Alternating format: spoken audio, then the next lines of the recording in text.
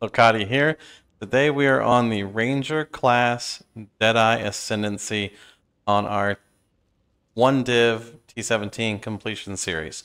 We are running a splitting steel Deadeye on this character with a self-cast Sniper's Mark and Blood Rage, so easy to use skills to maintain. We do have a life flask that has charges gained when you're hit by an enemy that we're also going to be spamming so that we can generate more life from our life flask mastery, which gives us 4% life every time we use a flask.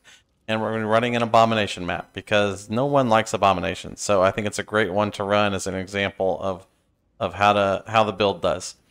This map has desecrated ground, which is not too bad. It has a lot of rare monsters, a lot of attack speed, a lot of impales, and a lot of additional modifiers on the rare monsters.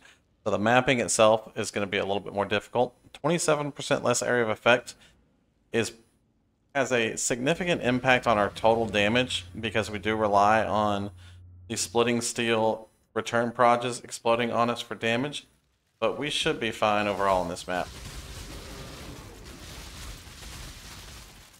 As you can see, mapping on the build is fairly strong.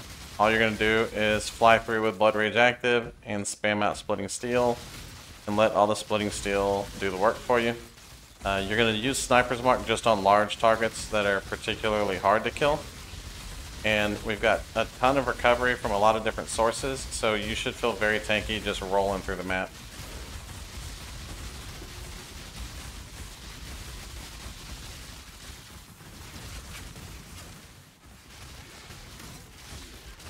Probably wouldn't stand in the desecrated ground the whole time though.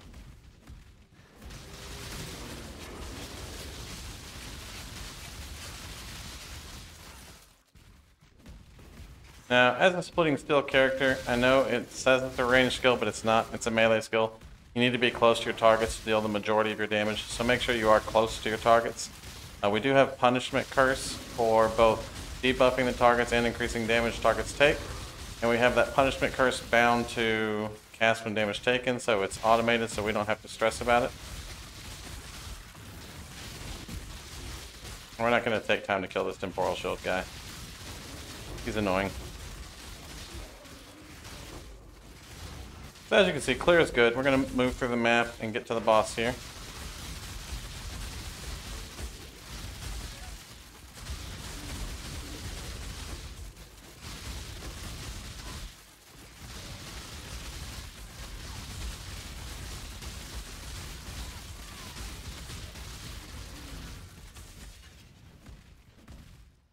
And let's get in here and kill the bosses. We're going to be killing DIV first because I hate dealing with her monoliths, and it's easier to deal with them whenever there are less other ghosted creatures that we have to deal with. So keep your Blood Rage up, and then keep your mark on DIV, and then just spam out your Splitting Steel. Again, you want to be standing basically on top of her to guarantee that the return proges are hitting her whenever they fly back in. And you're just going to be spamming out your life flask. All your other flasks are just used when charges reach full, so you don't have to worry about those.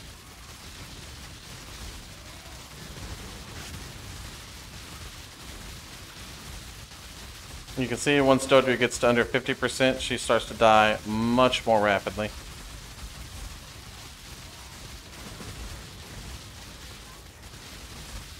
And then we have Calling Strike bound on Leap Slam. So we can also Leap Slam to end it. Now we need to find the red monolith and kill it first. Looks like it's right here. Now you are going to be taking significantly more damage while the red monolith is up. So be aware of what your life total is doing and get ready to jump out if you think you're going to die. But we have a few portals to help us with the completion if we need them. We do try not to use those. Now you are doing 50% less damage and taking 25% more damage while all the monoliths are up, which is why we put so much emphasis on going through and killing off the monoliths with the red one first, because that's the one that is the most risky. If you get 2 or 3 crits back to back in a bad position, then you can get one shot real easily. You do want to keep up your Sniper's Mark on a target. We have it on Chavron because she's close to the monolith right now.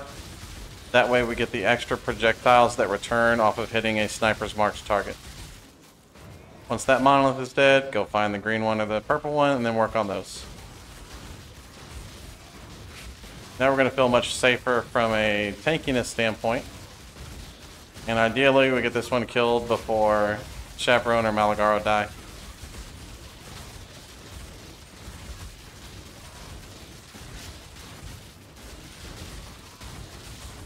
Now we would prefer to kill Chaperone second, which is why we have the mark on her, because she is less deadly in the second phase than Malagaro is.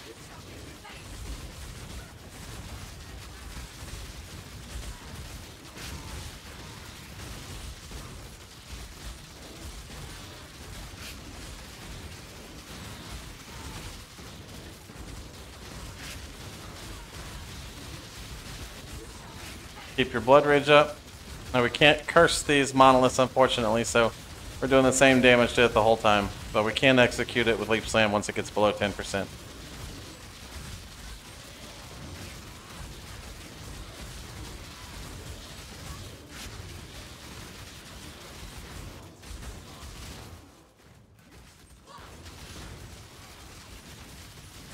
Looks like we're going to have to stand in the Desecrate to kill this one over here, but it should die much more quickly. Our recovery is probably good enough to stand in the Desecrate here, as long as we don't kill Chaperone first.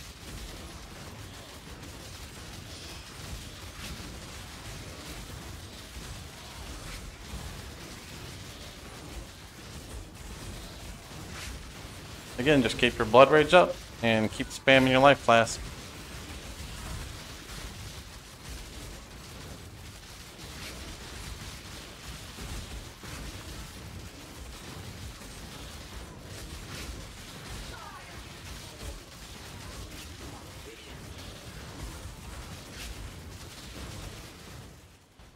I'll try to kite over here just to get them out of...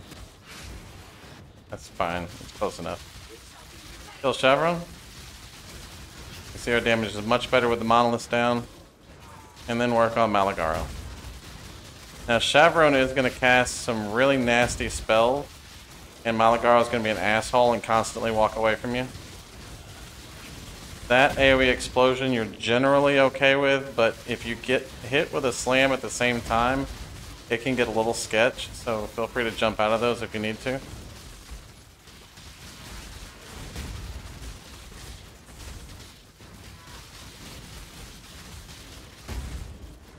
Again, most of your damage is done whenever you're near your target, so it's annoying to have to constantly chase him around. But it is definitely going to be the biggest bulk of your damage to be very close to him.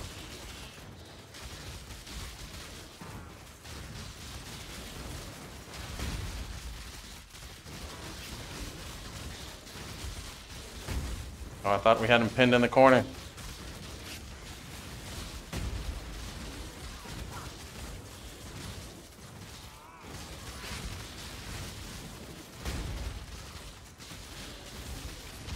Executed. And this big fatty, we can stay right up on top of him the whole time.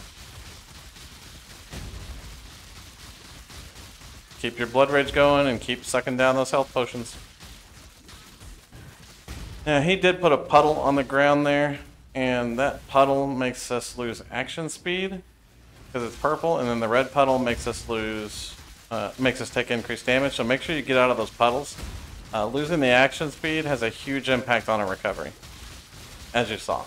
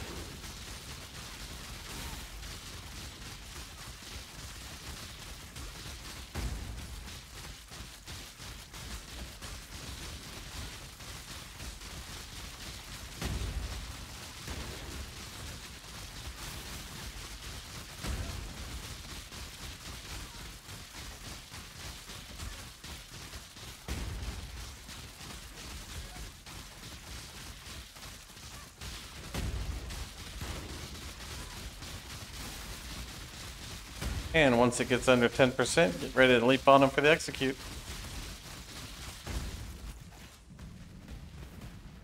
T17 completed. Splitting Steel Deadeye. Now we'll take a look at our POB here. So first things first, we'll go over our items. We are running a double LE sword with hits can't be evaded on it. That's going to be the largest part of your purchase here. There's a really easy way to get one of these for cheap though. You just go over to the trade website and you search for an empty prefix sword. And then you set your budget to 20 chaos or 30 chaos, whatever you're comfortable with. And you search for a sword with an empty prefixes with the highest LE DPS possible. This sword is 20 chaos. So you would buy this sword, come over here, add it to the spreadsheet, come in, put some cold damage on it, or some fire damage. Gonna need fire, so we'll put fire damage on it. We're just using like a T2 bench enchant, so that's very, very cheap. And then we're gonna add hits can't be evaded, and this is like a 36 chaos enchant. And that sword is done. And that sword compared to my sword, 1.6 million DPS versus 1.67 million DPS. So not a big difference in the damage. You can get all these swords for very, very inexpensive. Make sure you're getting it without the enchant on it already though. It's going to be 2, 3, 4, 5 div with the enchant already, or 36 chaos for you to do the enchant yourself. It's 3 exalted orbs for the enchant. For a shield, you either want to buy a 5% recover life when you block, or just buy a cheap Shaper Shield base and alt roll it until you hit 5% life when you block, and then finish it off with chance to block if you don't have chance to block on it already. Doing a Crown of the Inward Eye, these are like 5 chaos a piece. A Chaos Heart with some useful corruption on it, usually about 5 chaos. Thunder Fist gauntlets are cheap. Windscreen boots are cheap. You can get good corruptions on these as well. Using a Carnage Heart with Testudo anointed on it, and a couple of cheap taming rings right here. We have a triple LE belt with life on it. These you can have for about 5 to 15 chaos a piece. And then a flask with charges when you get hit by an enemy. It doesn't have to be a where's my life flask? Okay. It does not have to be a fractured 3 charges when you're hit by an enemy. That just happened to be the cheapest one whenever I bought it. It was 7 chaos for it. It doesn't have to have recover additional life when used while not on full life. That's like 50 life per second or something. It's not a lot of recovery there. You just want it to have 3 charges when you're hit by an enemy. Same thing on your amethyst, jade, granite, and silver. You want charges when you're hit by an enemy. 3 would be ideal, but I mean, we had 2 on these. It works just fine. And then on one of those flasks, you want to craft damage taken from hits, leached as life during effect, because that is the best way to fill up your life leech pool. And then we're going to run amethyst, jade, granite, and silver for the defenses and the offensive bonuses there. For your jewels here, you just want jewels to fill out stats. I needed strength, so I got a lot of strength on the jewels. And you want max life plus something else useful. Very, very easy to search for jewels. These are like 5 to 15 chaos a piece as well. So the whole build put together for about a div in items. As far as skills go, we are running Steel Skin with cast when damage taken, Vitality and Petrified Blood on our boots. We are running Sniper's Mark unlinked, and then cast when damage taken punishment. We'll do this so that it's easier to see. Sniper's Mark unlinked, so you can manually cast it. Cast when damage taken punishment. You don't have to run more duration. In fact, we would probably be better off cast when damage taken some useful spell. But you'll have an open slot right there. You can do whatever you want with.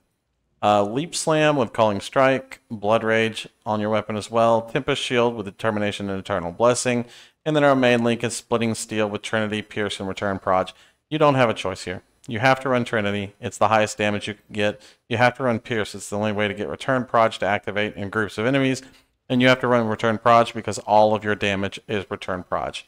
We have 11 count on our Splitting Steel here because our Splitting Steel splits 10 times off of 1 initial hit.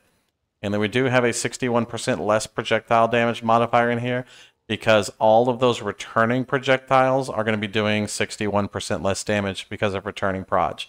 Now, the initial one hits a little bit harder, so technically you're doing a little more DPS than this, maybe 1.8 million instead of 1.73 million. But this is the best way to estimate the damage on the Splitting Steel character. And as you can see, that was about 1.7 million DPS worth of damage on those Abomination bosses. As far as our passive tree goes, we are just taking life and life and life and life and life and some more life. Almost all of our points go towards maximizing our life. We do have a few unique things here. We have Flask Mastery on Profane Chemistry, so that we can get that recover 4% of life when you use a flask. And then we have Spell Suppression capped entirely off of the tree by Mage Bane, Reflexes, Inveterate, and Entrench, as well as Quick Step here. And then we have Frenzy Charges here, and Frenzy Charge here, and Frenzy Charge and an Endurance Charge here. The only damaging passive we carry is Forces of Nature with Elemental Mastery for the inversion, which is very, very important. And then everything else is in defenses. Our Block Mastery here gives us increased chance to block, as the Mountain gives us increased chance to block. And then we have Spell Damage block over here, as well as Deflection for Endurance Charge maintenance. And then for Frenzy Charge maintenance, we're relying almost entirely on Blood Rage for the Frenzy Charges.